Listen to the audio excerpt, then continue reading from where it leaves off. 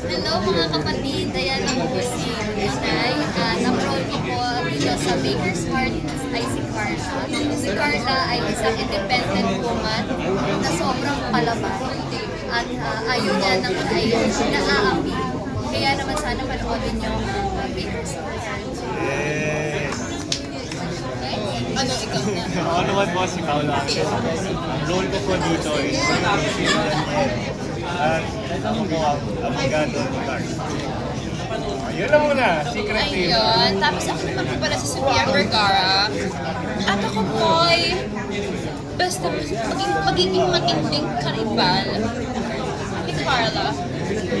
Yun lang muna yun. Paano kayo na-expose sa ganitong klaseng... Ako talaga, honest, nanonood talaga ako ng mga Chinese drama. Mahilig talaga ako sa Korean drama, mahilig ako. Pero yung microdrama, yung talagang 3 minutes lang, sobrang nakakabitin talaga as in.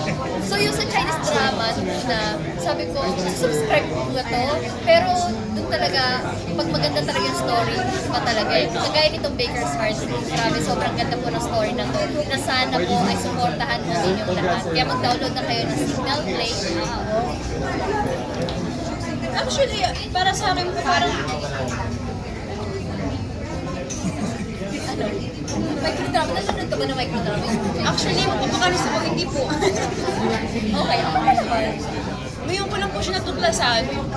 And nakakatuwa po kasi parang hindi nga po siya hassle. Ay, may pag nanonood ka pa talagang, alam mo yung parang di cellphone ka lang, tapos pag scroll ka lang. First time ko lang manood na microdrama doon ako nung isa kong show na microdrama din. Yan ako naman, same kay Queen, nakaka-scroll sa mga reels, ganyan. Makakapanood ka talaga eh, kahit anong gawin mo sa... Ayun, no? Ayun,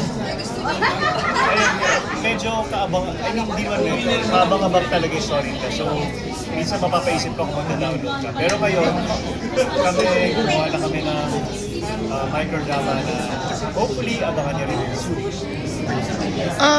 Anong difference ito doon sa ginagawa niyo ng mga teleserye movie? Mas mabilis ba siya? Mas matagal? Ang difference po kasi, yung pag sinushoot mo siya, kasi di ba ano po siya Vertical. Patayo, so parang ang hirap po na parang limit lang dapat yung galaw, hindi ka dapat sobrang mag-movement. Unlike kapag mga teleserye talaga na pwedeng may tight shot meron. So ito, galaw talaga, limited lang. So kung ano lang talaga yung binigyan na position sa'yo, doon lang talaga. Tapos ito, syempre yung teleserye, di ba parang medyo mas mahaba-haba ang papanood. Like parang 3 minutes, 3 minutes. Parang nakakabitin talaga siya. So talagang, alam mo yun, kung ako talaga yung manonood, talagang mabibitin ako kung 3 minutes na ipapanoorin ko. Kailangan susundan ko pa rin siya na susundan.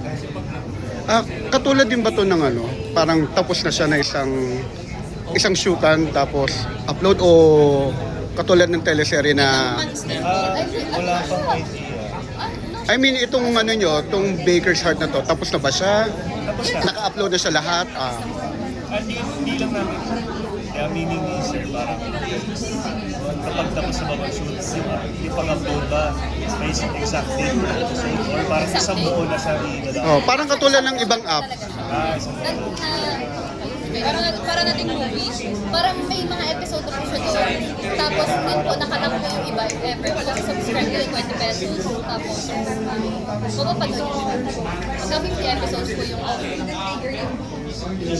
Ano naman po yung mga abangan namin sa Mr. Heart. Siyempre abangan nyo yung mga kilig, dramahan, sabunutan namin, may sampalan. So alam mo yun, talagang very exciting talaga yun. Which is ako, hindi pa ako sasampal. Like, alam mo, napapakita sa TV. Kaya ngayon, abangan nyo po yun. At siyempre yung mga kilig moments ko with Paolo. Ayan, abangan nyo yan.